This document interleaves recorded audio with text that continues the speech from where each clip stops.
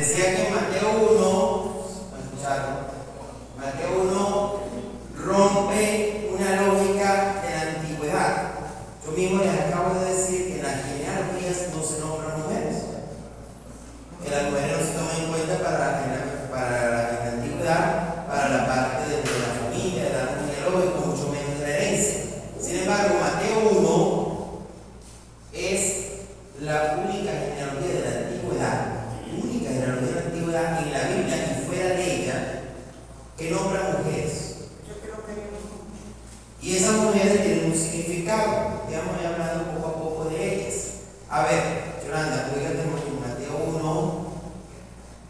sí, el versículo después que dice de Jacob. Abraham, es el 2. Vamos a escuchar Génesis en Mateo 1, del 1 al 17, pero yo voy a leer solamente un versículo. Ahora escuchamos el 17 de diciembre, fijo en la misa.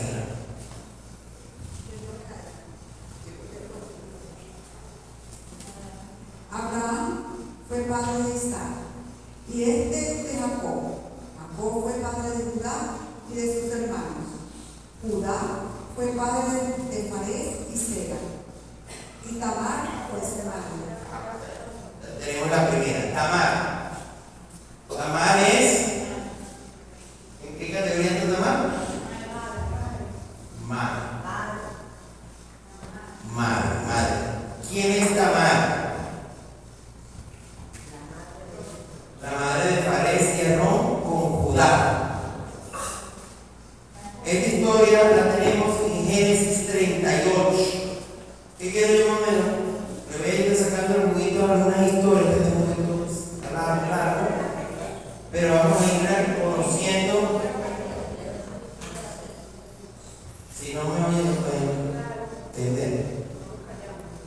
Exacto. Génesis 38.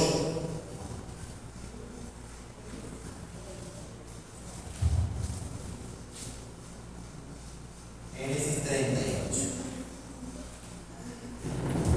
Esta es una historia que está en la historia de los patriarcas, pero es como una parte. Entre los hijos de Jacob había uno que se llamaba Judá. Judá tenía 2 hijos. El primer hijo, no tenía 3 en realidad. Y el primero estaba casado con Tamar, justamente. Resulta que ese hijo muere sin dejar descendencia. Como la mayoría de las mujeres que tenían que dar una descendencia al esposo. Había lo que llamaban la ley del levidato. Escribo la palabra. Hay algo muy interesante, ¿no? Nosotros tenemos que saber que nos separan por lo menos 5.000 años de esto. Entonces no podemos entenderlo con categoría de 2021, sino con el contexto diferente. Eso es como cuando que a la mujer adulta se apedraba porque es machismo. Lo que pasa es que el problema de la infidelidad de la mujer, más que un problema realmente de infidelidad, es un problema de robo.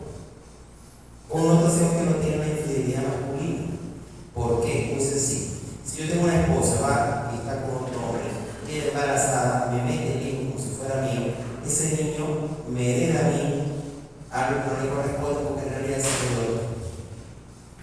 Es un problema de legitimidad, de robo. Porque si yo soy infiel, a mí evidentemente el hijo queda allá afuera.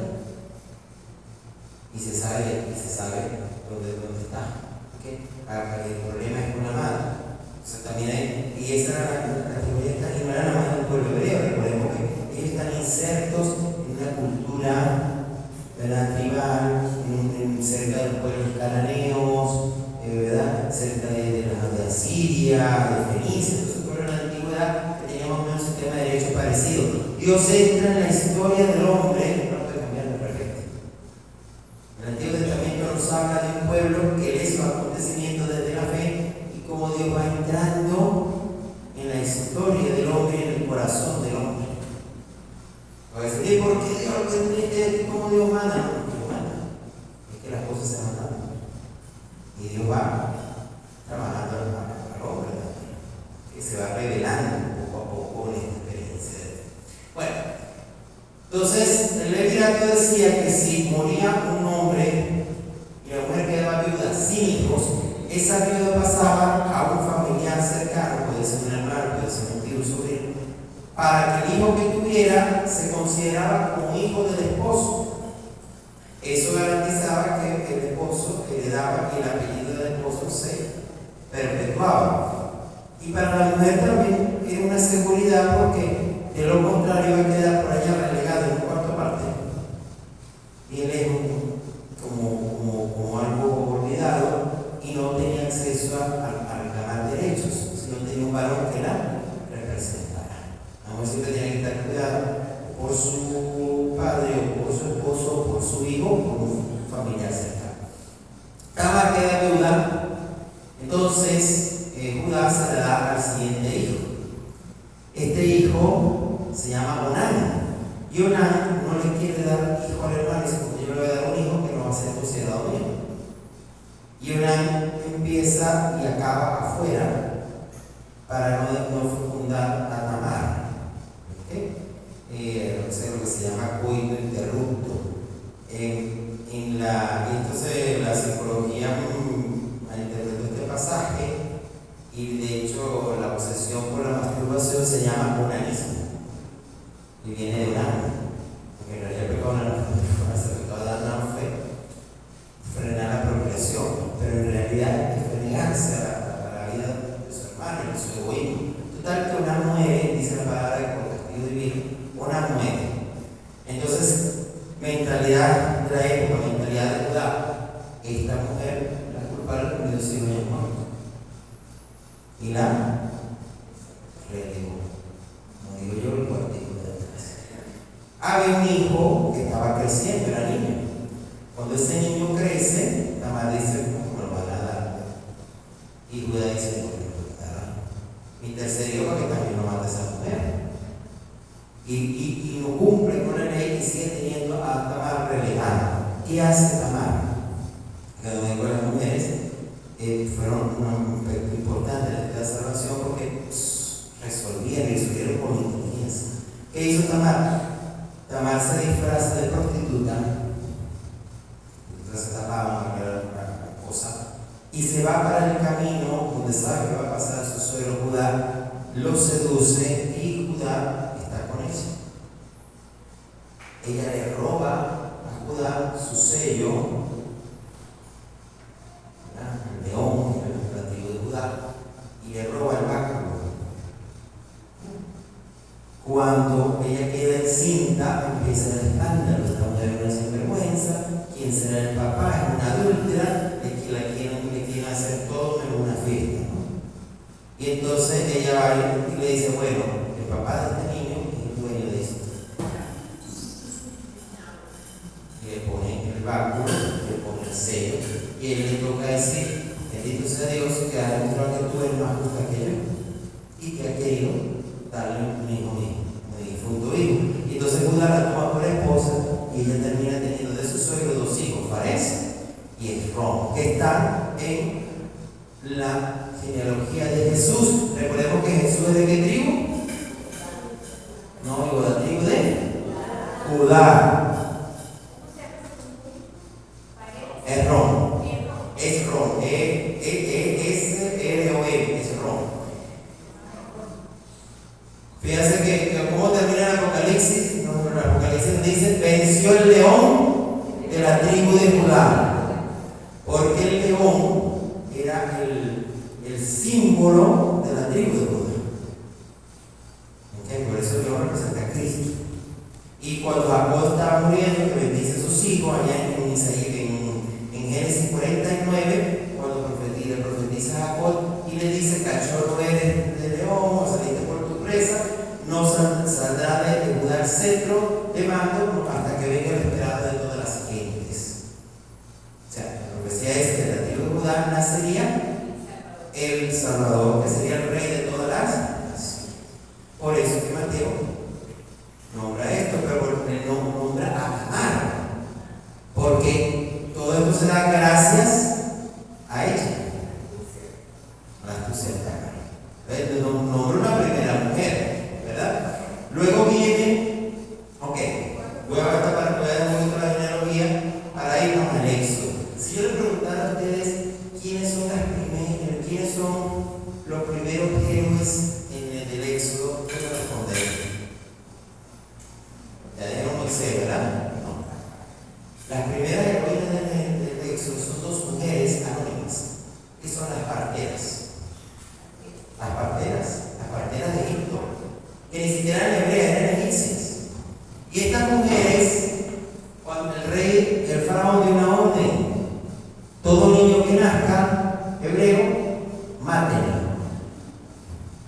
palabra en Éxodo 1, el versículo 17 dice: pero las parteras respetaban a Dios y en vez de hacer lo que les mandaba el rey de Egipto, dejaban con vida a los recién nacidos.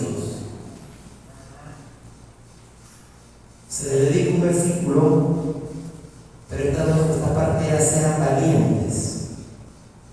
El faraón puede matarlas. Y enfrentaron la orden. No se atrevieron a matar a los recién nacidos. Porque temían. No, temían a quién? A Dios. Dice acá, respetaban a Dios. Éxodo 1:17, lo vuelvo a leer. Pero las parteras respetaban a Dios y en vez de hacer lo que les mandaba el rey de Egipto, dejaban con vida a los recién nacidos. O sea que las primeras que aplican aquello de que hay que obedecer a Dios antes que a los hombres son dos mujeres egipcias parteras. Así que esto sería siervas, no son algo así, son trabajadores, parteras de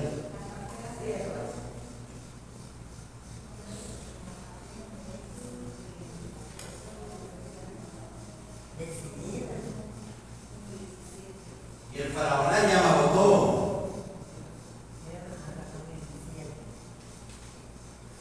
Y entonces el faraón, como se da cuenta que las parteras no van a matar a nadie, da la siguiente orden, y es que al niño varón que nazca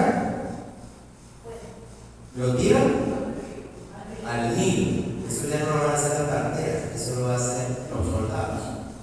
Eso sí no tienen ningún problema, agarraban a los chicos. Y entonces aquí viene la primera verdadera heroína de la historia. Moisés es el producto de tres mujeres, ¿no saben? La primera es su mamá, que lo esconde 3 meses. Pero mira que no pasa cuando un bebé. Bueno, si es un buen que no este rato, puede ser que pase. Pero no todos son tan tranquilos y tan decentes, ¿no? La mayoría son muy berrinchosos. Entonces, la madre, cuando ve que ya no puede hacerlo, esta mujer, en un gesto desesperado, agarra el libro, mete en una cesta, bebe tú, y lo tira al mar. A veces nosotros muy fácilmente condenamos porque una mujer abandonó un hijo. Claro, ahí fue cosas de cosas, no me iba a abandonarlo como antes, que lo ponían en una iglesia, por ejemplo, y otros tiraron a la basura y cosas como las que se ven actualmente, ¿no? Pero a veces no sabemos qué hay detrás de él. No, merece el corazón de esa madre cuando puso ese niño en esa cesta. Mediten eso, no queremos hacer pasar como rápido, lo puso en la cesta, lo tiró al Nilo y se fue nadando y encontró la hija del faraón. Pero ¿cómo va a tener? La mamá de Moisés puso ese niño allí. Medida desesperada, era mejor que ahogarlo. Podía pasar muchas cosas, lo podía encontrar en una embarcación, se lo podía comer un cocodrilo. Podía llegar a una isla. Podía morir de hambre. Era entregarlo literalmente a la buena de Dios. Y viene entonces la segunda mujer en colación, que es la princesa egipcia, hija del faraón. Ve la cesta, traía un eso, un niño, y ella no tenía hijo. ¿Y qué hace esta mujer? Lo ahogó. Bueno, mi papá dice que estos niños habría que ahogarlo. Lo ahogó. ¿Lo qué? Lo adoptó. Lo adoptó. En contra de lo que se hacía con los niños hebreos, esta mujer le abrió su vida y convirtió a este niño en un príncipe. Los dos personajes más importantes de la Biblia son adoptados, Jesús y Moisés. Jesús por José y Moisés por el faraón. Moisés sube al reino, pero lo rechaza por liberar a su pueblo, y Jesús los derechos davídicos los tiene por José, pero eso es otra historia. Cuando se da parte parte de Josefología, muy bonita. Mi hijo es un taller también muy bonito de la Josefología. Bueno, entonces esta mujer hace eso. Pero viene la heroína fundamental del texto. Y esa heroína es nada más y nada menos que Miriam, la hermana de Moisés. Miriam es una niña de 12, 13 años, de ahí no pasaba. Y Miriam no se fue para la casa, Miriam se quedó escondida, viendo qué pasaba con su hermanito. Y ve a la princesa y dice: aquí fue. La niña más viva que cualquiera. Y le dice a la princesa: disculpe su majestad, yo conozco una mujer hebrea que puede darle a mamá para la niña. Es decir, porque se nodriza. O sea que Moisés termina amamantado por su mamá. Que la mamá se quedó calladita, sin decir que ese era su hijo. Pero esa es la alegría de ver a su hijo, no puede decir que era su hijo, pero igualito verlo crecer y entrar al servicio. Y la que gestionó todo fue Miriam. Pero ahí no acaba Miriam. El pueblo, nosotros decimos que Moisés guió al pueblo por el desierto, pero como el pueblo tenía 3 guías: Moisés, Aarón y Miriam. Era Moisés. De hecho, el eclesiástico creo que es el que dice: enviaste por delante del pueblo a Moisés, Aarón y Miriam.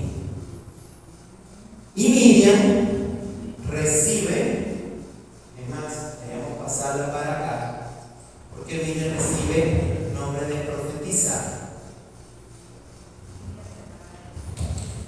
Si nos vamos a Éxodo 15, hay una cosa muy importante. Y en la Biblia, por lo general, las que más cantan son las mujeres. Sí, por el de Antonio. Pero el Éxodo, con el capítulo 14, el paso del Mar Rojo, viene el cántico. Y ese cántico lo dedica Miriam. Y dice acá, Éxodo 15, versículo 20: María, la profetisa, hermana de Aarón, tomó su pandereta en la mano, y todas las mujeres salieron con pandereta a danzar detrás de ella. Si él quería que la danza no litúrgica, lo tienen que mandar a leer Éxodo 15, 20. María, la profetisa, hermana de Aarón, tomó su pandereta en la mano, y todas las mujeres salieron con panderetas a danzar detrás de ella.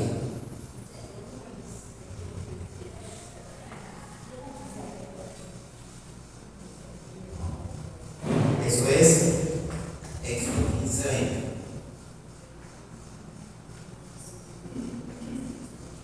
Pero fíjense que ya de adelante comienza como a silenciarse el papel. Cuando nos vuelven a hablar de Miriam, en el libro de los Números, en el capítulo 12, hay una escena muy fuerte, y es que Moisés toma una segunda esposa, una tsunamita, y a Miriam eso no le gusta, porque una mujer extranjera y tal, y protesta contra Moisés, y tanto ella como Aarón dicen: bueno, a nosotros también nos habló Dios. Esto es como en rivalidad con Moisés.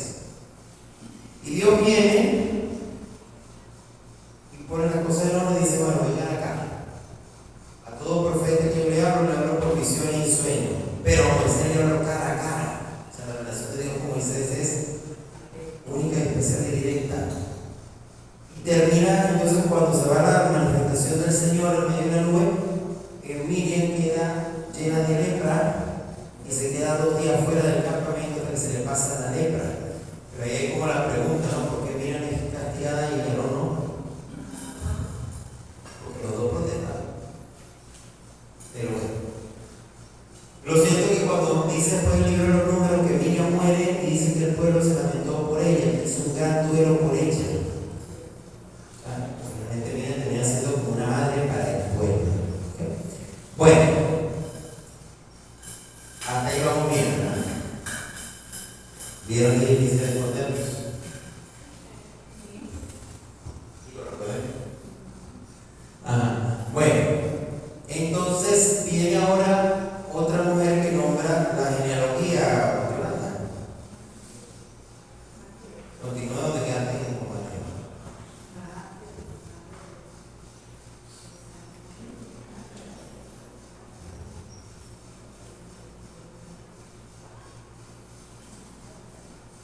Ya te paré, bro.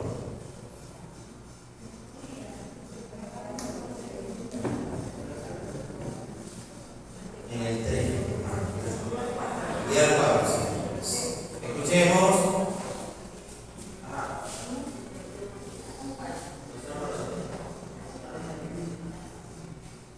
Aram fue padre de Aminadab. Aminadab fue padre de Nazón. Y Nazón de Salmón. Salmón fue padre de Boaz. Y Rahab su madre. Aquí tenemos a Rahab.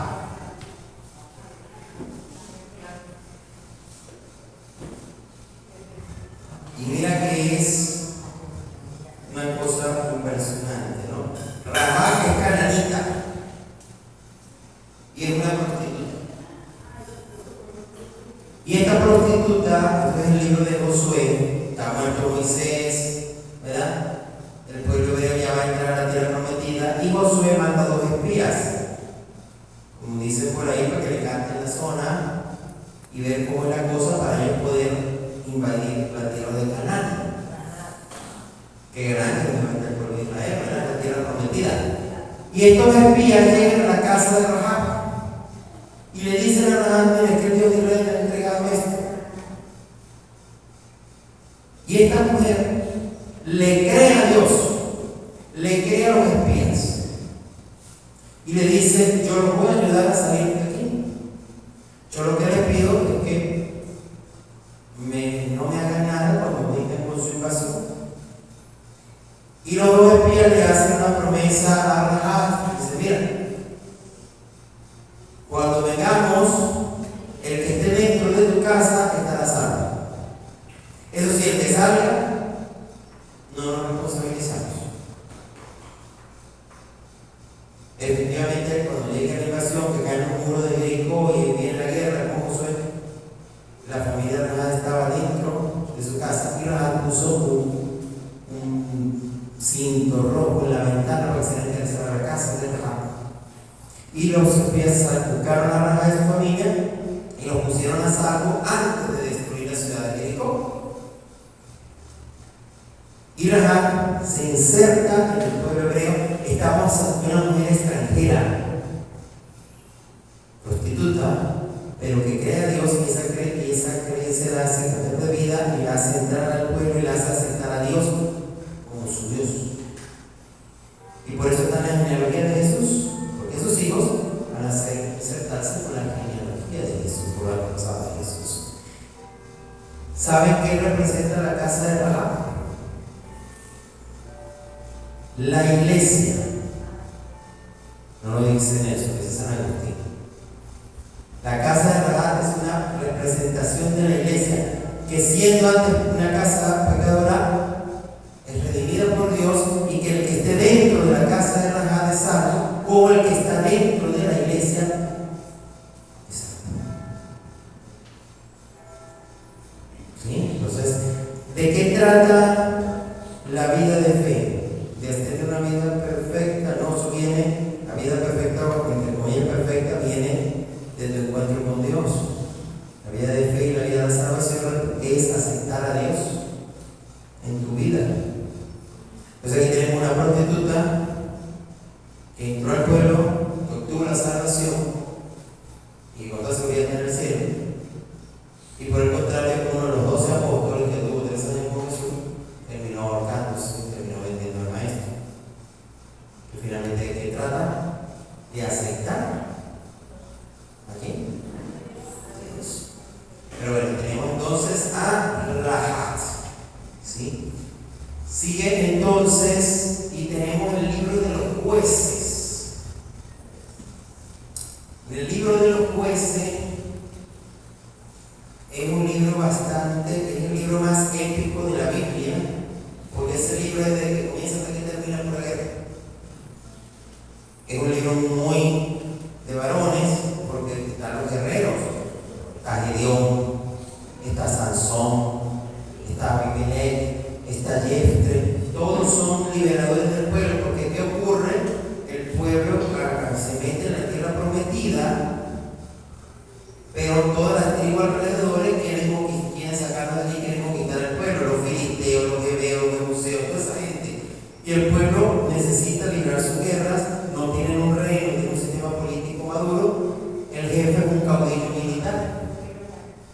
sale, guerrea por ellos. Pero entonces allí hay unas figuras importantes de mujeres. En ese contexto hay una profetisa, que no solamente era profetisa, sino que era juez. Débora. Sí, señor, Débora. Jueces 4.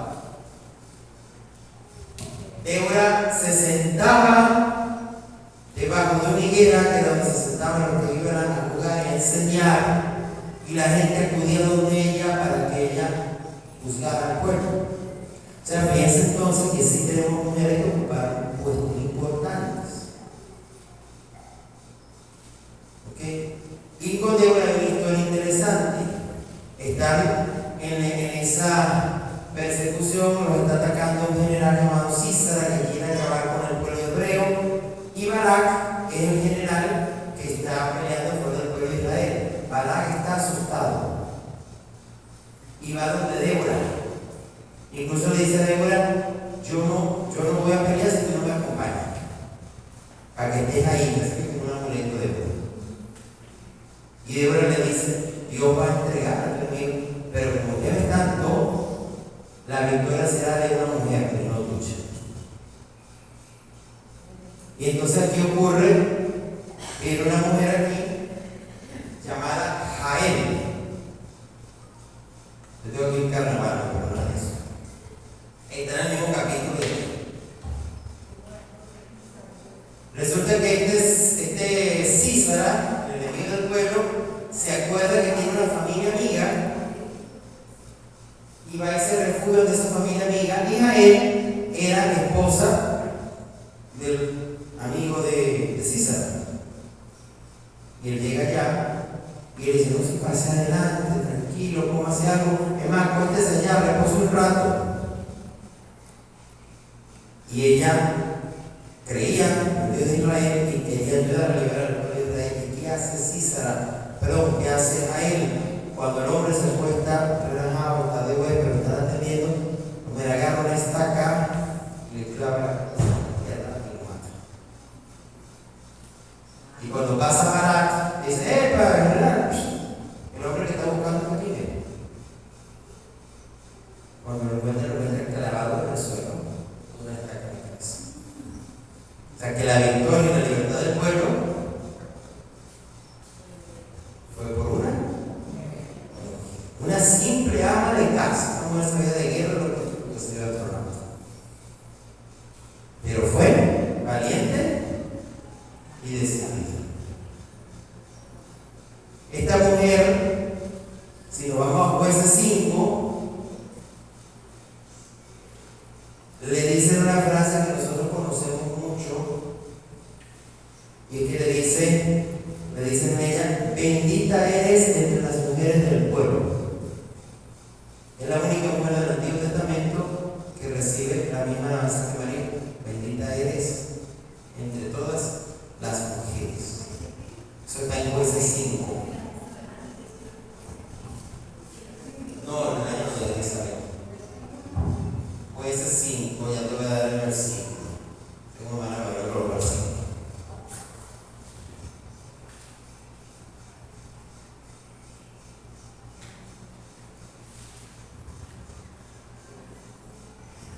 Aquí está. Jueces 5:24. Bendita entre las mujeres Jael, mujer de Geber, el Penita. Bendita entre las que habitan en tiendas. Jueces 5:24.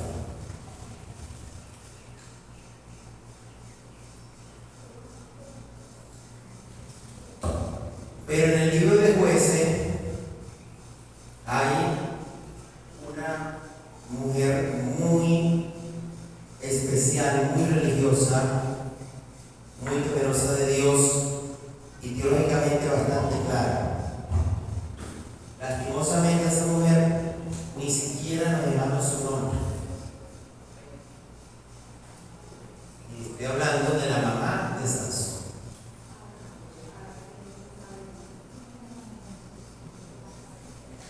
No sabemos el nombre de la mamá de Sansón. Pero la mamá de Sansón es una mujer de oración. Sansón recibe la anunciación de que su hijo está puesto para liberar al pueblo. Sansón, el de los pelos, ¿verdad? Ella llama a su marido, ella le hace un sacrificio ella, todo con su marido en todo momento, una mujer con mucho consejo de familia.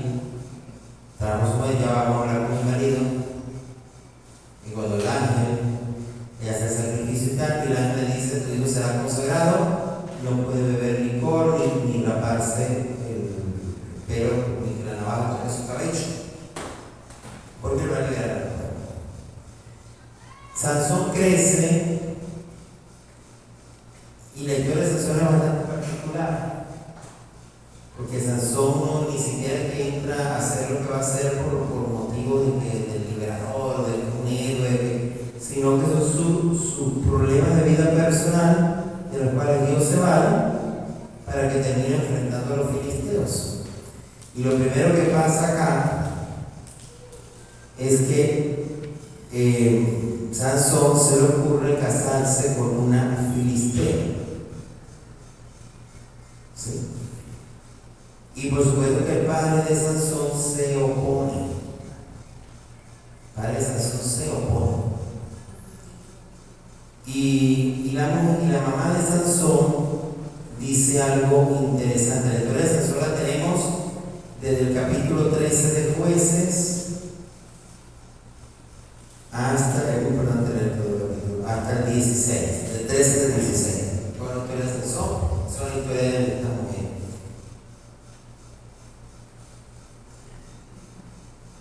Ella llega y dice algo importante: ¿quién sabe si esto es obra de Dios? O sea, ella ve en aquel hecho algo que puede ser utilizado por Dios. Entonces, por eso se dice que la mamá de Sansón tenía una claridad teológica, porque ella sabe ver a Dios en las causas segundas y ve el acontecimiento como algo que es voluntad de Dios. Efectivamente, de ese aspecto, Sansón va a tener problemas con los filisteos. Su héroe le quita por un problema que se pone a pelear en la fiesta, le hace un acertijo a los filisteos, la esposa lo traiciona porque la amenazan y le saca el secreto del acertijo. Entonces empiezan los filisteos a perseguir a Sansón por todas partes. Después viene Sansón y se junta con una mujer de mala vida también, ahí casi lo mata. Y finalmente viene Dalila. Dalila es una de las villanas de la Biblia, ¿no? Que con habilidad convence a Sansón que le diga cuál es el secreto de tu fuerza. Y se lo entrega a los filisteos. En este caso, los filisteos derrotan a Sansón 2 veces como mujer. ¿Sí? Y Dalila no tiene una casa fortuna. Ella lo hace paga para eso. El libro de Jueces tiene otra mujer. En el capítulo 11, en este caso está en el campo de las hijas.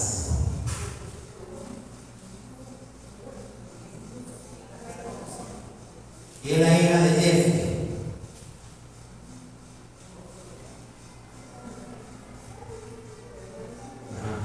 Jueces 11, todo el capítulo 11.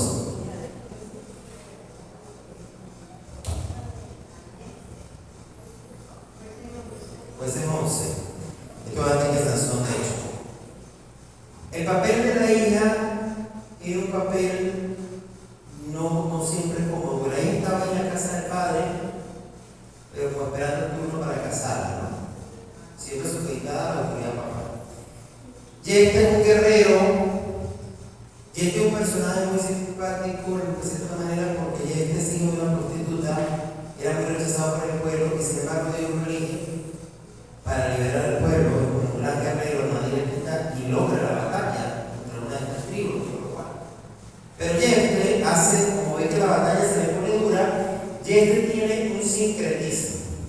El problema de Jefte es que es un sincretismo. ¿Sabes qué es un sincretismo? Cuando ligamos la fe. Como aquel que es católico, pero le da el hacer el universo y le pone una cintica roja negra. Entonces, eso es un sincretismo. Y carga en el carro un rosario, pero carga también la tapita de la hinchada. Bueno, entonces, Chester estaba en ese nivel. Creía en el Dios de Israel, pero tenía muchas supersticiones propias de los cananitas. Y este hombre, sabiendo que Dios prohíbe los sacrificios humanos, se le ocurre decir que le ofrece a Dios que si él gana la batalla, le sacrifica a Dios la primera persona que venga a saludarlo cuando él llegue al pueblo victorioso.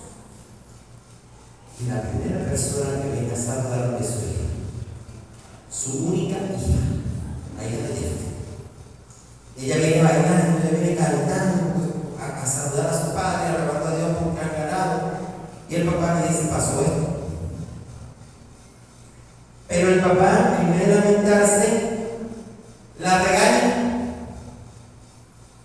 O sea, ¿pero por qué me haces esto? ¿Por qué eres tú la que viene y qué haces tú saliendo de la casa? Típicamente lo que dice. A la culpa de ella que se salió. No. Y ella acepta estoicamente sus cuestiones de papá, tienes que cumplirle a Dios. Está bien, solamente te pido que me des 2 meses para ir a los montes a llorar mi virginidad, que voy a morir sin dejar descendencia. Y ella va con unas amigas al monte a lamentarse, a llorar, a orar y todo eso, y al cabo de 2 meses viene y ella cumple su promesa, que mata a su hija. Muchas veces no se siente, y es más madura que el papá, de cierta manera. Entonces, es una cuestión allí, hay un silencio bíblico, no se te busca el billete, se puede decir: oye, mira, pero no cumple su promesa, pero ¿qué clase de promesa? Entonces, dirá el eclesiástico: mejor es que no haga muchas promesas, porque cumplir a veces es algo serio, ¿no? Entonces, bueno, ¿alguna cuestión de acá? ¿Qué tenemos aquí?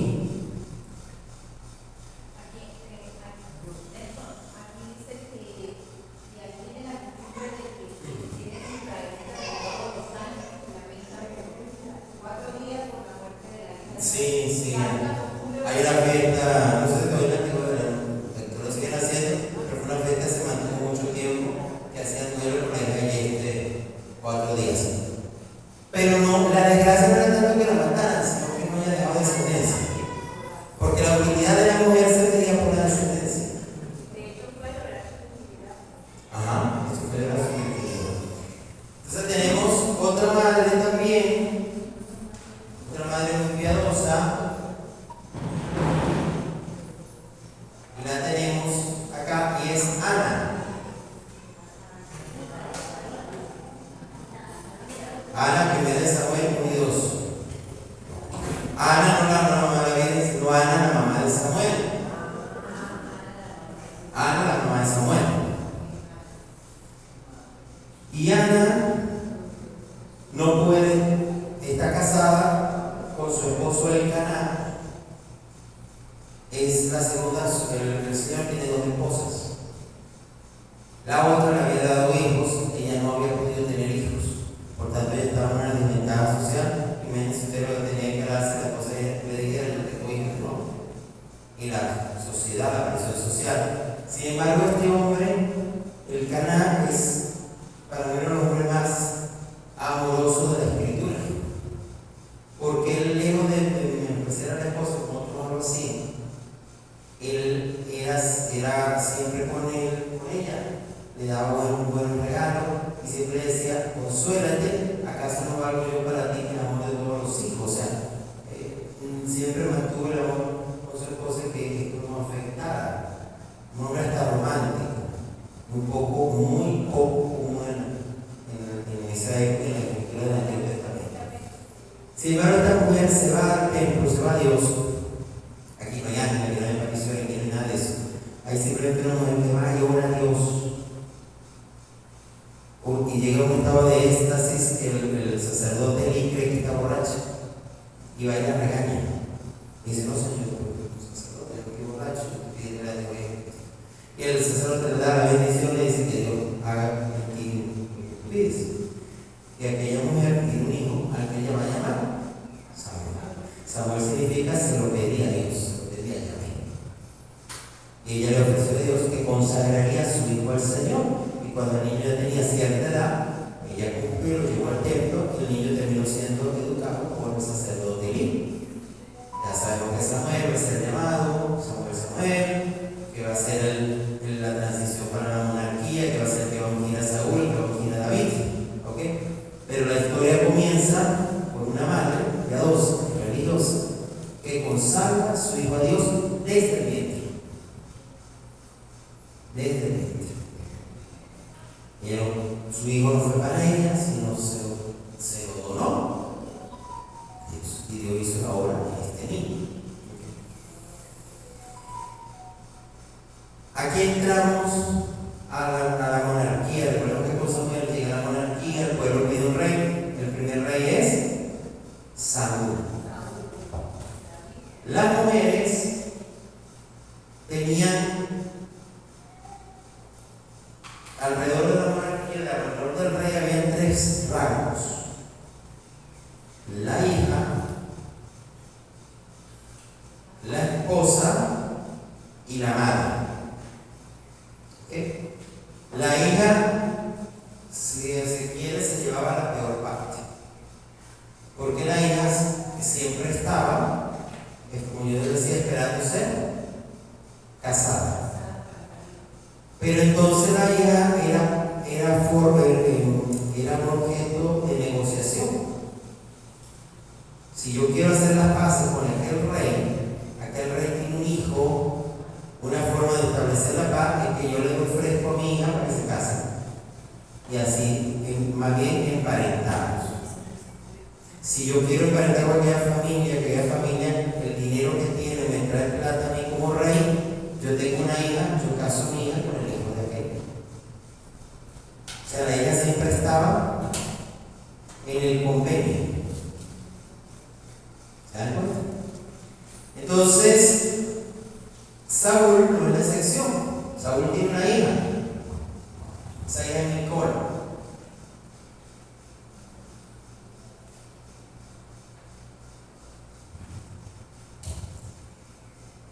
Sabemos la historia de David.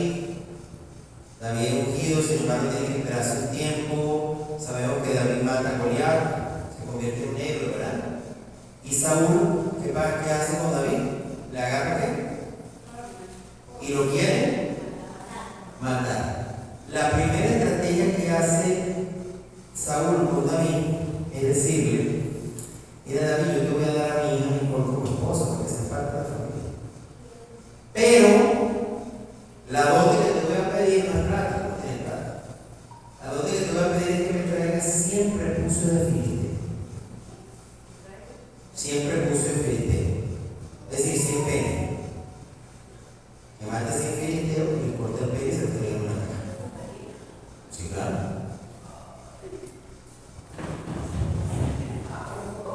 No vayan a creer que Saúl tenía sueños húmedos con eso. No.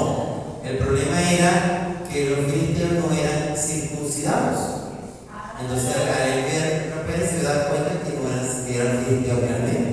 Mientras que el pene del hombre hebreo estaba circuncidado. Lo que él quería era que mataran a David. Están en guerra con los filisteos. David viene de matar a Goliat, el gigante. Los filisteos no le tenían mucho cariño, que digamos. Y si David se mete allá a atacar al filisteo, ¿qué iba a pasar probablemente con David? Lo iban a matar. Es evidente. Entonces, aquí eso ya se lo voy a poner acá con David. Ok. Micol, de hecho, ya conoció a David. De hecho, Micol salva. La primera vez que Saúl quiere matar a David, Micol lo salva. Eso está en 1 Samuel 19, del versículo 11 al 17. Y precisamente por esta acción de Micol de salvar a David, Saúl se da cuenta que se gustaba y hace esta transacción de ofrecerla por esposa.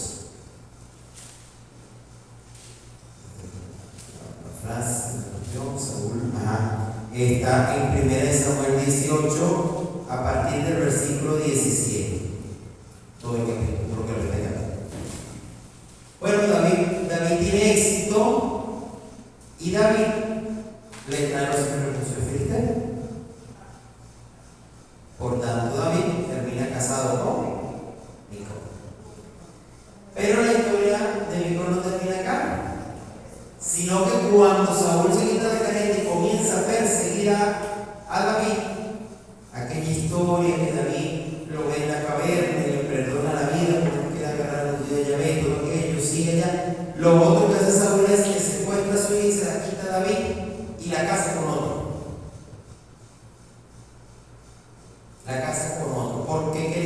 matar a David. O sea, que Mical ni siquiera, en esta palabra, en algún momento, allá para acá, allá para allá, al antojo del papá, a la conveniencia, como uso mi golpe, pero más David no más que pueda. En pocas palabras es eso. Cuando Saúl muere, creo que Saúl se suicida, es con los filisteos, cuando se ve perdido, se quita la vida y el escudero también.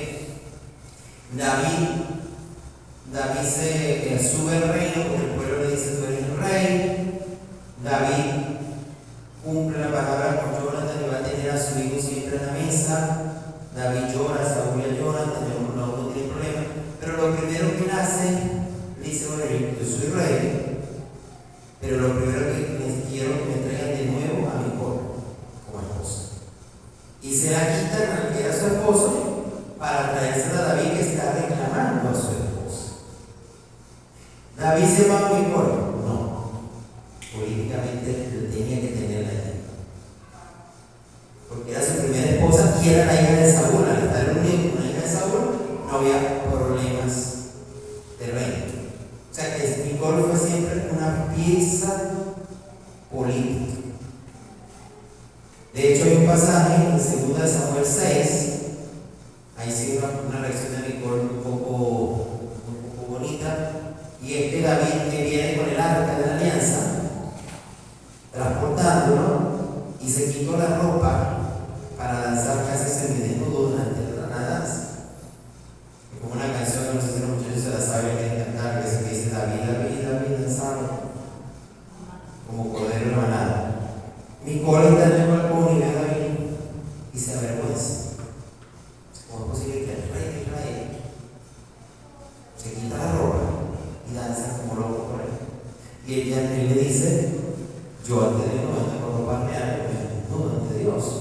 Y eso hace que realmente y Saúl y Mical queden en el palacio, pero ella para un lado y él para otro no tuvieron más nunca ningún tipo de relación. Ella solamente estaba ahí. Era una pieza política. ¿Okay? ¿Alguna comentario hasta acá?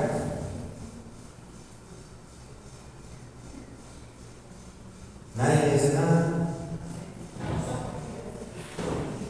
Pero viene otra mujer en David interesante, muy importante, otra reina, que va a ser Abigail. Esta historia es preciosa.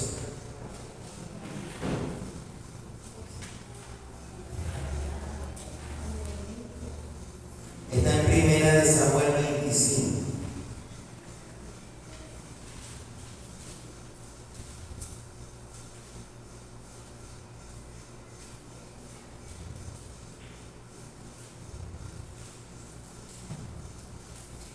David está huyendo de Saúl.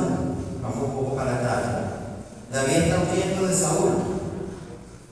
Se está escondiendo en las cuevas. David tiene un grupo de hombres que lo protegen y tal. David se pone a proteger a la gente, digamos que se convierte como en una especie de guerrilla, tratando de protegerse de Saúl, pero a la vez tratando de proteger al pueblo, teniendo a raya a los filisteos, bueno, en fin. Lo cierto es que Saúl tiene hambre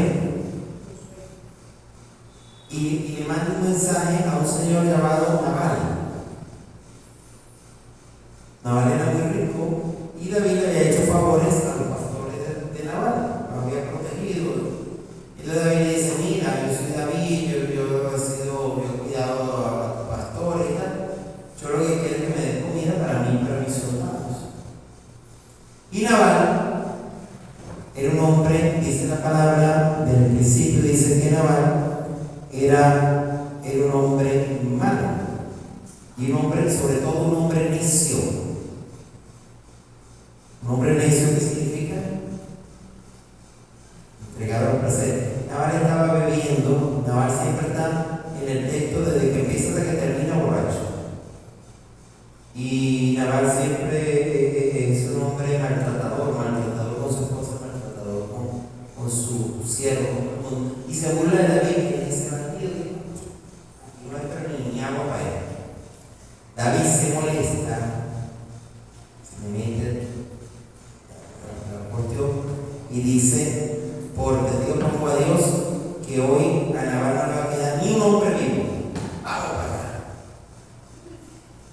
Y Abigail es la esposa de Nabal. Dice la palabra del principio que Abigail es hermosa y sensata. Todo lo que leímos hoy en Proverbio de la mujer encarna en Abigail, pero al pelo. Ajá, claro, porque lo único que se hace de la sabiduría se hace de Abigail. Ella encarna la sabiduría como la personificación de la sabiduría. Y ahora Abigail dice: mira, por ahí viene David y viene molesto y viene a matar a todo el mundo. ¿Qué hace Abigail? Abigail prepara, agarra toda la comida que puede, manda a los sirvientes que la preparan, dice: se van para el camino que yo voy detrás. Y llega donde David, ante él, y le da el presente, le da los presentes. Dar presente era una manera de buscar la reconciliación. Y le ofrece la comida y le y negocia con David. Fíjense que el diálogo, resumiendo el capítulo, pero se va a leer el diálogo. Aquí está. En cuanto, a partir del versículo 23, dice: en cuanto vio a David, Abigail se bajó del burro, se postró ante el rostro en tierra, y postrada a sus pies le dijo: la culpa es mía, Señor, pero deja que hable tu servidora, escucha las palabras de tu sierva. No tome en serio, señora Nabal, ese miserable, porque como dice su nombre, se llama necio. Nabal significa necio. Y la necedad va con él. Tu servidora no vio los criados que enviaste. Ahora, Señor, por la vida del Señor y por tu propia vida, es el mismo Señor el que te impide derramar sangre y hacerte justicia por tu mano. Que tus enemigos y todos los que tratan de hacerte mal sean como Nabal. Con respecto a este obsequio que tu servidora le ha traído a su Señor, que sea para los criados que acompañan a mi Señor. Perdona la falta de tu sierva, que el Señor dará a mi Señor una casa estable, porque mi Señor pelea las guerras del Señor y en toda tu vida no se encuentra en ti nada malo. Y aunque alguno se ponga a perseguirte a muerte, la vida de mi Señor está bien atada en la bolsa de la vida, al cuidado del Señor tu Dios, mientras que la vida de tu enemigo la lanzará como piedra con la honra. Que cuando el Señor cumpla a mi Señor todo lo que le ha prometido y lo haya constituido jefe de Israel, mi Señor no tenga que sentir remordimiento ni desánimo por haber derramado sangre inocente y haber hecho justicia por su mano. Cuando el Señor corte de bien a mi Señor, acuérdate de tu sierva. David le respondió: bendito el Señor Dios de Israel que te ha enviado hoy a mi encuentro. Bendita tu prudencia y bendita tú que me has impedido hoy derramar sangre y hacer justicia por mi mano. Por la vida del Señor Dios de Israel que me impidió hacerte mal. Si no te hubiera dado prisa en venir a encontrarme al amanecer, no le había quedado vivo a Nabal ni un solo hombre. David aceptó el día del trato, le trajo y le dijo: vete en paz hasta tu casa. Sabes que he escuchado tu demanda y la tendré en cuenta. Mira aquí cómo Abigail aplacó esta piedra. Con un razonamiento, una argumentación técnicamente muy sabia, que le hizo ver: Dios pelea a tu lado. Cuando tú seas rey no tengas nada de qué arrepentirte, porque en un momento de rabia no tires por la borda tus virtudes, haciendo justicia por tu propia mano. Y Abigail termina convenciendo a David y evitándole que es un pecado de sangre. Abigail es considerada profetisa, porque ella le profetiza que va a ser rey de Israel. Ella le dice. Y no solamente eso, Abigail tiene imágenes que prefiguran al Mesías. Abigail viene en un burrito, Abigail ofrece una cena, Abigail asume la culpa que le toca a su marido. Es muy bonito. Y después, ¿qué va a pasar? Ella llega a su casa, consigue al marido tan borracho que no le dice nada. Al día siguiente le dice a Nabal lo que ha pasado: mira, ¿cómo fuiste capaz de hacer esto, esto y esto? Y Nabal entró de tanta rabia que le dio el infarto y ella dijo. Cuando David supo que Nabal había muerto, pues no se le ocurrió otra cosa que mandarle una comitiva a Abigail y pedirle que sea su esposa. Y esta es la segunda esposa de David. Pero hay más. Este matrimonio fue muy conveniente para David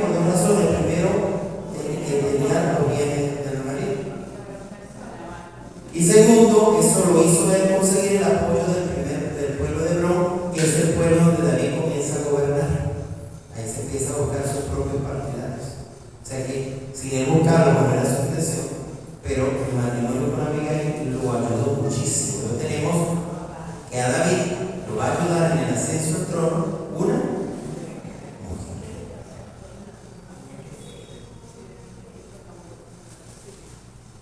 Estoy hablando menos alrededor de David y por eso vamos en esta parte, ¿no?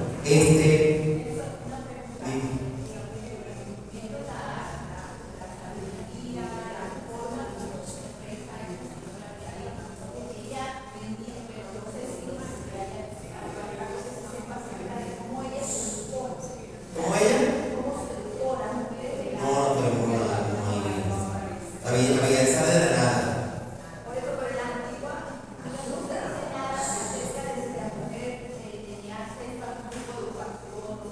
Normalmente la jugaba con el padre en la casa, normalmente. Pero no alguna sabiduría natural. Lo otro que sabe Abigail es que fue secuestrada en esta guerra por los filisteos y David la termina salvando a ella y a otra esposa de David. Sí, porque ya le dice a David: tú vas a ser rey de Israel. Tú vas a ser rey de Israel. Bien. Fíjense las posiciones, ¿no? ¿Quién? A ver, la otra mujer que conocemos está vamos con la genealogía otra vez de Mateo. Me salté a Ruth, pero yo tengo a David. David fue en la aquí, versículo 9. David.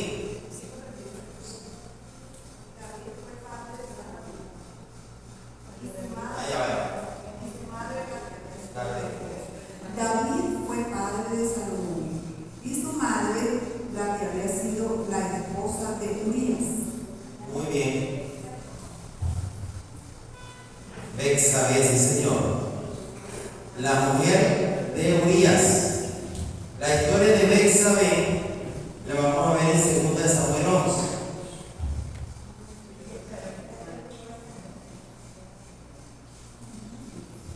Esta historia creo que la conocemos todos casi, ¿verdad? La vio bañándose, la mandó a buscar, de alguna manera ella fue obligada. La deja encinta, ya sabemos que se viene Urías, entra de Urías, vaya a la casa, no va, y termina poniéndolo a matar por Urías en el sitio más peligroso de la batalla. Y ahí sale el Salmo 51, cuando Natán reclama a David, David se arrepiente. El hijo de Betsabé muere a los 7 días, pero Dios va a ver al teniente David y va a bendecirlo a Betsabé con un segundo hijo que va a ser Salomón. Entonces, tenemos allí en la genealogía que David engendró en la mujer de Urías a Salomón. A Salomón está en la genealogía de Jesús. Puede que David, de Jesús desciende del rey David. Natalia había dicho: David, a uno de tu linaje pondré sobre tu trono y será mi hijo. Y ese va a salir de Betsabé, la mujer de Urías, una mujer extranjera, una cuestión pecaminosa, pero aquí cabe lo que va a decir San Pablo más adelante, ¿no? Donde abundó el pecado, sobre abundó la gracia. La situación de Betsabé cambia literalmente porque las únicas que tenían, es más, a Betsabé más que aquí,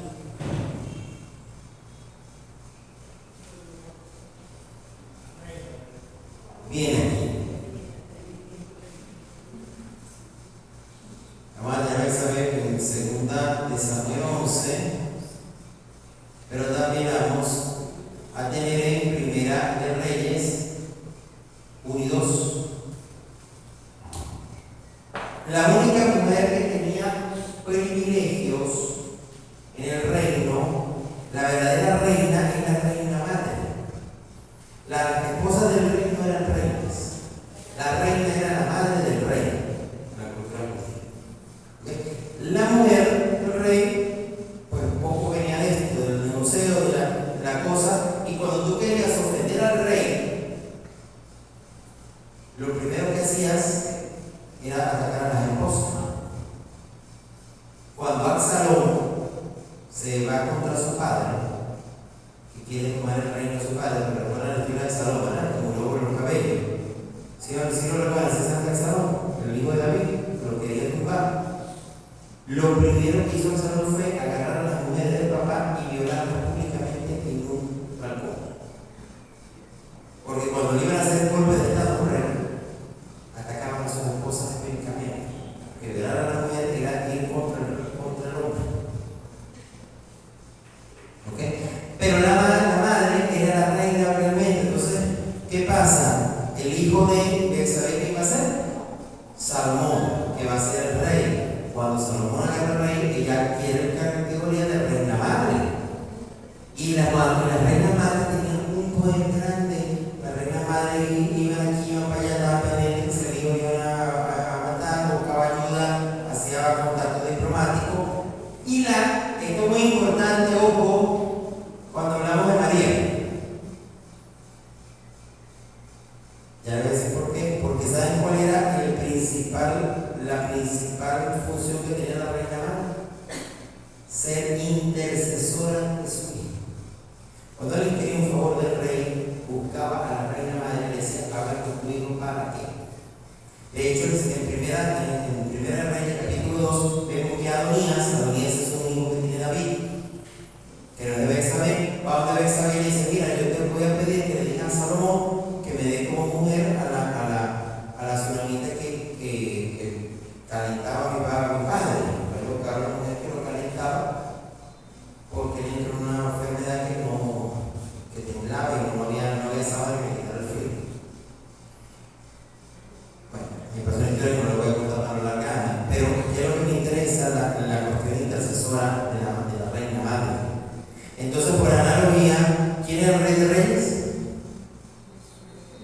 ¿Quién es el rey de reyes? ¿Quién es la madre del rey? ¿María es qué? Reina. Cuando decía María reina, por esta lógica hebrea. ¿Y qué hacía la madre del rey?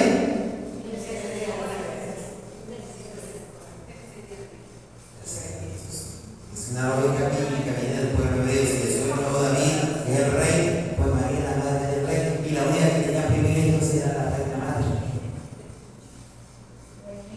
¿Sí? Y Betsabé usó muy bien su control de reina madre, cuidando a su hijo y buscando justicia y equilibrio. En cambio, hubo dos reinas madres, nada buenas, que fueron Atalía y Jezabel.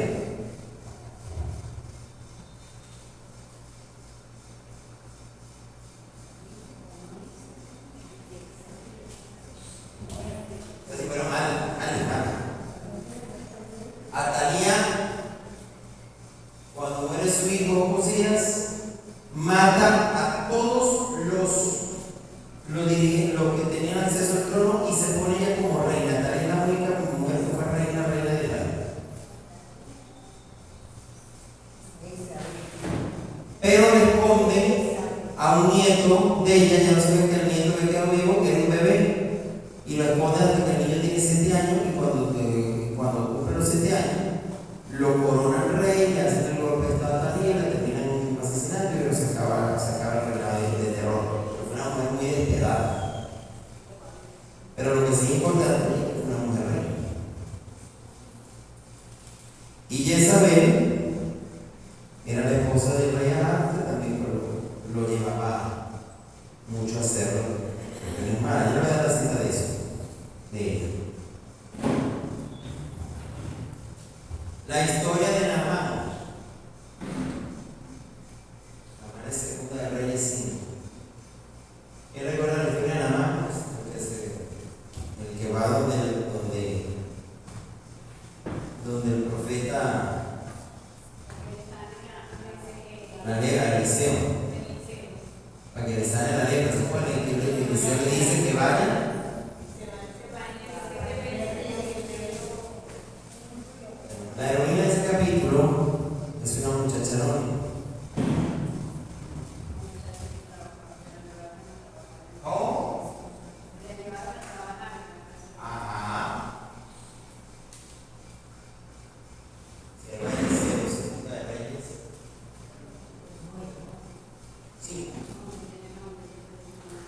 Esa muchacha, una sierva judía que había tomado ya la fuerza, estaba ahí con el rey seco, el arcidio, llega y le dice a mi señora, porque mi patrón, porque el Señor no va para Israel, que hay un profeta de Dios, hermano Eliseo, que lo puede curar.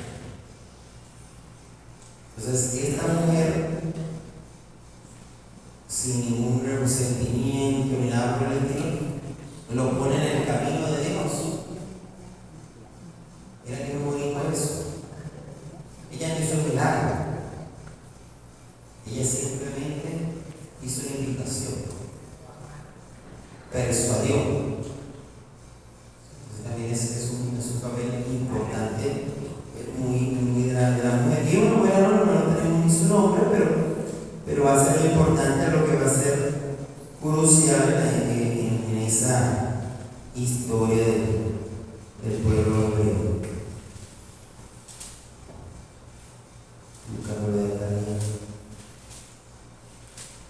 Bueno, otra mujer que vamos a tener en otra parte, vamos a hacer un éxito, es Ruth. Aquí vamos para atrás.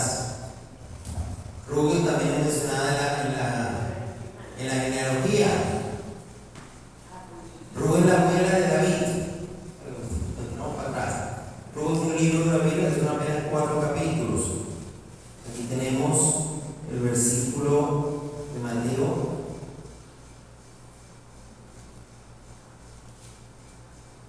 El versículo.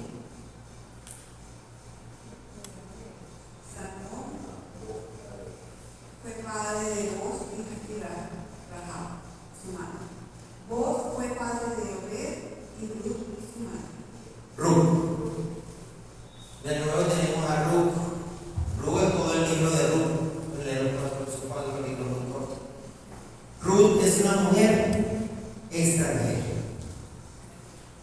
Peor todavía, Ruth era amonita. Esa era la raza que no se podían los hebreos ni siquiera ver, porque eran descendientes de la hija de Lot, que era un incesto que habían hecho con su padre, ¿no? Y esta mujer está casada, Noemí, una mamá, tenía 2 hijos. Ella se va del pueblo de Israel por la hambruna que hay en la época de los jueces, todavía por la guerra. Ella es una migrante, pues, y allá sus hijos se casan con 2 extranjeras, así donde ella está. Los 2 hijos mueren y las 2 hijas quedan viudas. Ella le dice: mira, no hay que ofrecerle, somos 3 viudas, váyase cada uno a su sitio. La primera no era, bueno, como no, la abrazó, lloró, que le vaya bien, mi suegra querida, pues ya, pero se fue. En cambio, Ruth le dijo: yo me voy contigo, donde tú vayas, mire, tu pueblo será mi pueblo y tu Dios será mi Dios. Ruth tiene tanto a su suegra que no la quiso abandonar a su suerte. Entonces está quedando sola. Yo me voy con ella. Es la única yerna que ha querido a la suegra en toda la historia de la Biblia y del mundo.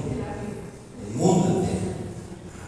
Bueno, pero hacen eso, ¿no? Entonces se va con Noemí y llegan de nuevo a su tierra.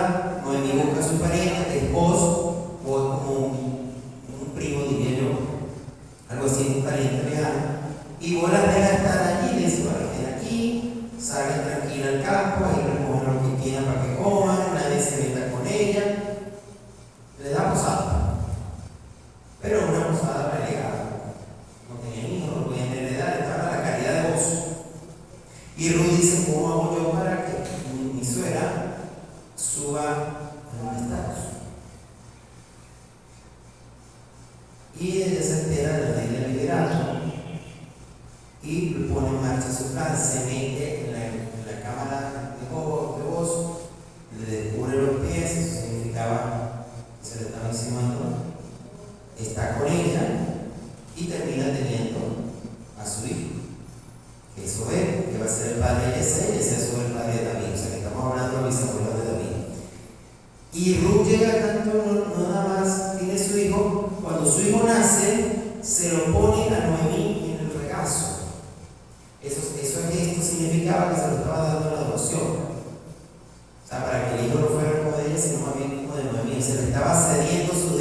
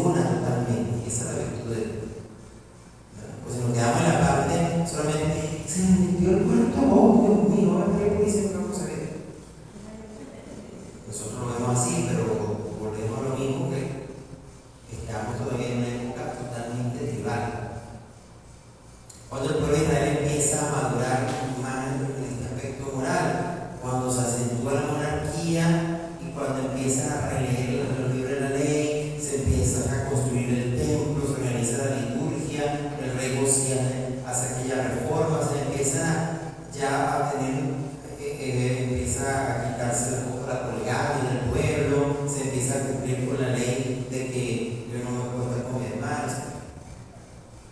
¿Sí? Pero eso va a ser una. Entonces lo que tenemos que ver en este personaje es la valentía, el entendimiento, lo que busca, y cómo la mujer piensa que van siendo momentos decisivos en la historia de la salvación. Que si esta mujer no sirve como instrumento, muchas de las cosas no llegamos a donde estamos. ¿Verdad? Y pasan cosas. David tuvo una hija también. David tuvo una hija. Esa hija se llamaba Tamar. También se llamaba Tamar, era otro Tamar. Y Tamar vivía, fíjense cómo vivían los hijos de los reyes de Israel. Los hijos vivían, los hijos varones, en casas independientes, con su propia servidumbre, su propio soldado. Las hijas vivían en sitio aparte, pues esperando ser casadas. La que tenía la peor parte era la hija del rey, mientras la madre era la reina, la hija estaba ahí, como ya lo dijimos, y la esposa, bueno, de alguna manera. Entonces, resulta que el hijo mayor de David se llamaba Amnón, era el hijo mayor de David, el primogénito. Y Amnón comienza a obsesionarse con su hermana Tamar. Y se le ocurre una estrategia y es fingirse enfermo y pide que su hermana le traiga la comida al cuarto y le traiga las medicinas porque él está muy enfermo. Cuando entra Tamar, Amnón viola a su hermana. Pero cuando el efecto se revierte, en vez de decir, bueno, qué sé yo, saciarse, le agarró la vida. Ya no quiero estar contigo, la despide. Ya le ruega, no me hagas eso, porque a veces, ¿qué le esperaba a la pobre Tamar? Estar todo el tiempo señalada, no iba a conseguir esposo. De hecho, la ley decía que si no hubiera una mujer, tenía que casarse con esa mujer y pagarle una multa al padre. Ellos eran hermanos, pero como eran medios hermanos, podían hacerse matrimonio de ese tiempo. Entonces ella le ruega eso y él no accede. Y David, como padre, falló, porque David hizo como que nada había pasado.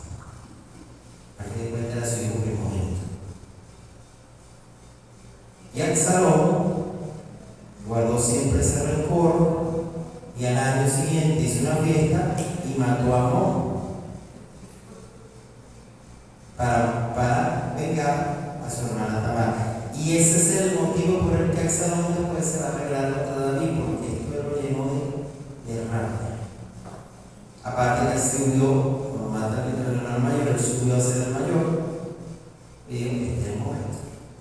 Ahora por eso yo aprovecho que me entré cuatro de contento con David, siempre puedo leer de la oposición, por muy bueno que sea. Y entonces ahí David como padre no fue tan fácil la cosa. Otra profetisa anónima, no tuvo nada que decirle de ella, porque tenía nada que decirle, que era la esposa de Isaías. ¿Saben que la esposa de Isaías también era profetisa? Sí, son un poco, hay que se da cuenta de eso, porque eso se dice muy de volada. Ya lo voy a dar así, es un versículo solamente.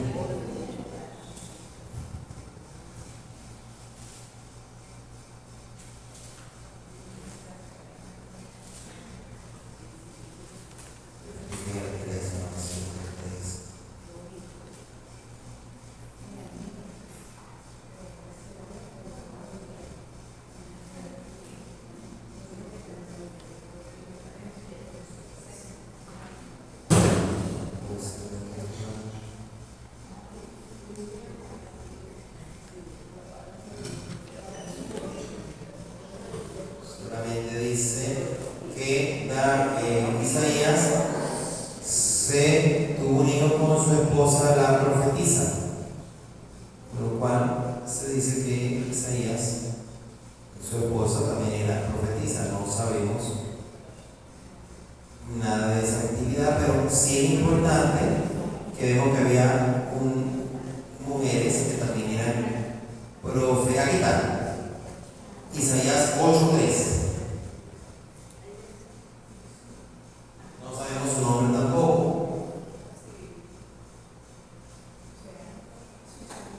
porque hay como un silenciamiento, ¿no? No le podemos poner competencia a Isaías, que es un gran profeta por excelencia. Exactamente, entonces, pero dice 8:3: me acerqué a la profetisa, ella concibió y dio a luz un hijo. El Señor me dijo: ponle por nombre pronto al saqueo. Bueno, le digo que es un hijo profético, pero la importancia es que la esposa de Isaías sea profetiza. Entonces, eso es importante tener en consideración. Y bueno, ya para finalizar esta parte, otras guerreras. Judith. Esta fue la pregunta que no echaron, se fue. No echaron. Bien, esa fue la pregunta que echaron, no lo contestó. Tenemos el libro de Judith. Bueno, ahorita. Judith, el pueblo hebreo está deportado. Recuerden que el pueblo de Israel se dividió en dos reinos: el reino de Israel y el reino de Judá. El reino de Judá se fue todo para Babilonia, pero el reino de Israel fue dispersado por todas las partes de Arabia y en varios países. Y había una porción del pueblo que estaba en una ciudad llamada Betulia. Entonces había un hombre llamado Holofernes. Holofernes era un general que estaba asediando al pueblo hebreo. Y nadie podía con Holofernes, era un soldado bastante poderoso. Y Judith se topa con Holofernes, lo invita a su casa, lo seduce, le da comida, le da bebida, le hace creer que le gusta a ella. Y cuando ya lo tiene bien bebido, Judith agarra una espada y le corta la cabeza a Holofernes. Y sale con la cabeza de Holofernes por el pueblo y es la gran libertadora del pueblo. Judith una especie de manifestación, una guerra libertadora. Y el pueblo la alaba. Incluso en Judith 8, los sacerdotes del pueblo le hacen un cántico a Judith donde le dicen: eres el orgullo de nuestro pueblo, la alegría de nuestra raza. Judith es una prefiguración de María. ¿Sabes de hablando de Judith? ¿Y te fuiste? Que Holofernes estaba en la ciudad de Betulia. Era cuando el pueblo estaba deportado. Y Holofernes era el general que tenía asediado a los judíos. Judith seduce a Holofernes, lo hace entrar en la casa, le da comida, le da bebida, y cuando lo tiene listo le corta la cabeza y pasea por el pueblo con la cabeza de Holofernes. Judith es prefiguración de María. Así como Holofernes, Judith corta la cabeza de Holofernes, así María hizo la cabeza de la serpiente. Y de hecho el cántico de Judith le dice: eres el orgullo de nuestro pueblo y la alegría de nuestra raza. Se hace como salmo y la liturgia se lo aplica a María. En las fiestas marianas, el salmo que se lee es el capítulo de Judith, pero aplicado a María. Judith es una prefiguración de María. Y la última mujer colorida es la reina Esther. Esther lo empezará por acá. Esther es muy peculiar porque Esther está en un pueblo extranjero también, justamente por lo que estoy hablando. Resulta que un rey asirio, el rey Asuero, tiene una esposa reina que es Vasti. Vasti se niega a salir en un banquete y por eso el rey la desplaza, porque se negó a una orden del rey. Entonces queda sin reina y a él se le ocurre hacer un concurso. ¿Saben que la Biblia fue un concurso de belleza? En el libro de Esther. Hacen un concurso de belleza, buscan a las más bellas del reino para que el rey elija a su reina. Pero lo que no saben es que dentro de esas reinas, dentro de esas candidatas, hay una mujer hebrea, que es Esther. Que la reina es muy bonita, la reina es tal y cual. La reina, y ella va y el rey la elige como reina. Pero hay un hombre que le quiere hacer daño al pueblo hebreo, porque en realidad él es enemigo de audiencia con el rey, que es un trabajador, y este hombre, el nombre de él, le tiene rabia y consigue del rey un decreto para matar a todos los judíos. Se va a leer una última para ese decreto. Y Esther recibe de su tío, con su tío, recibe el dicho que le dice: vaya y ayúdenos con esto, este pueblo. Pero había una ley, y era que las reinas no podían entrar si no habían sido llamadas por el rey. Podían hasta matarlas. Era el rey que decía: yo esta noche voy a estar con tal y tal y tal. Estoy hablando de un rey así, no de Israel.